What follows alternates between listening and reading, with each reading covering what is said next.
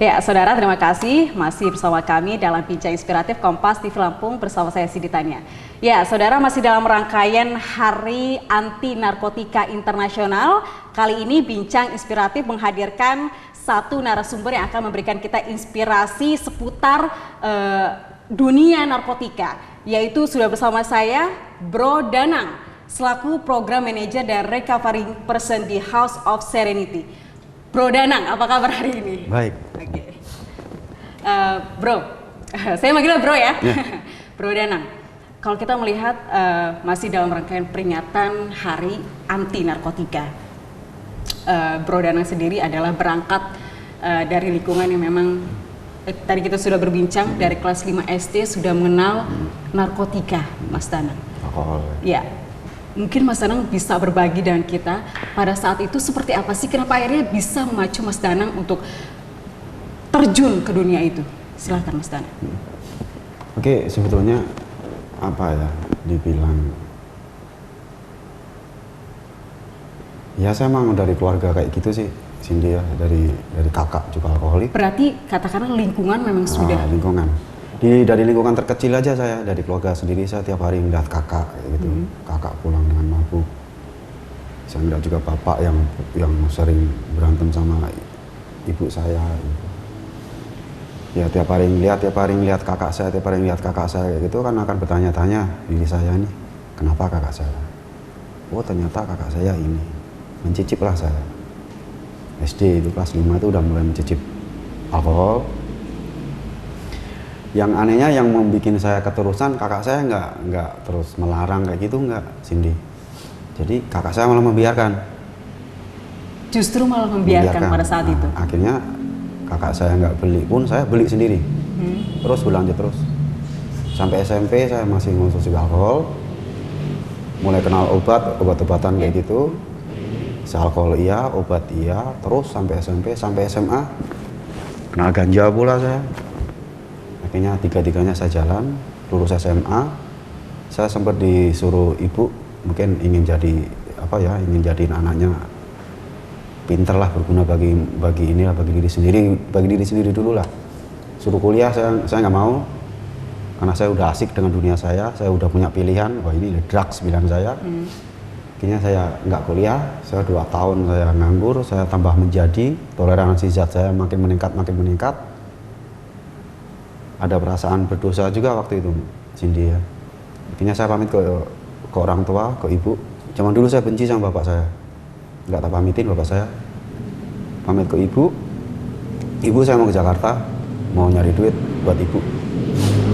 Saya terbang ke Jakarta, di sana bukannya malah mau cari duit, malah jadi kelupaan.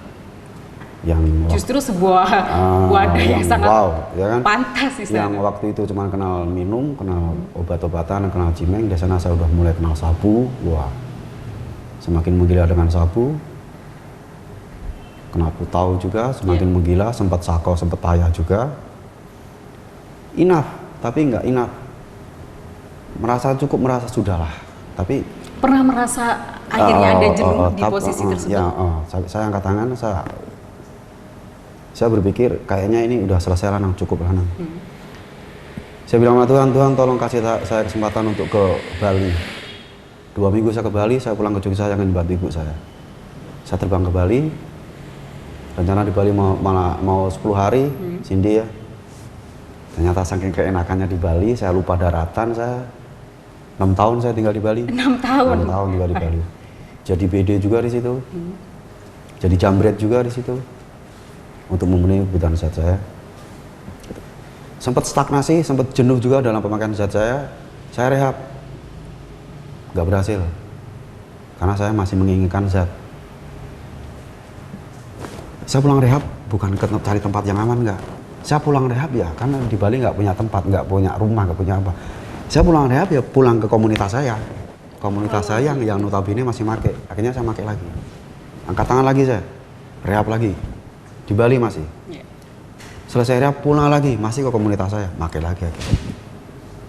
Terus akhirnya ada bom Bali, ingat? Baik. Ada bom Bali itu saya udah emang dipentokin sama Tuhan. Saya nyolong udah nggak berani, jambret udah nggak berani, saya ngebandar pun saya udah nggak berani. Saya udah ada ketakutan, udah ada paranoid, udah ada ansietas, cemas kayak gitu yang nggak jelas. Nyari duit susah. Akhirnya saya terbang ke Jakarta lagi. Di situ saya bukan berhenti, tapi apa ya? Saya punya pendapat yang salah waktu itu. Saya berhenti dari puto, tapi tak alihkan dengan alkohol. Akhirnya jadi ketergantungan alkohol. Minum setiap saat segala macam kayak gitu. Akhirnya nggak tahu kenapa, mungkin mukjizat Tuhan juga mungkin. Baik. Akhirnya saya dipertemukan oleh ibu saya. Yang udah hampir 30 tahun saya nggak ketemu sama ibu saya. Saya ditemukan, saya diajak pulang ke Jogja. Dan alhamdulillah juga, saya rehab yang terakhir di Jogja. Sebelum rehab ini kan saya dikonsultasikan ke rumah sakit. Dikonsultasikan ke psikiater. Misalnya psikiater merujuk ke psikolog, selanjutnya psikolog merekomendasikan saya untuk ke rehab itu. Baik, Bro Danang, dari kelas 5 SD, di mana titik Anda memang benar-benar meyakinkan diri bahwa saya harus berhenti dari dunia ini, begitu? Ya, titik jenuh tadi itu, Mbak. Titik jenuh tadi itu. Saya udah, kalau dulu saya mabuk untuk gaya. Ya. Mabuk untuk biar funky, mabuk mungkin untuk biar diterima masyarakat di lingkungan saya.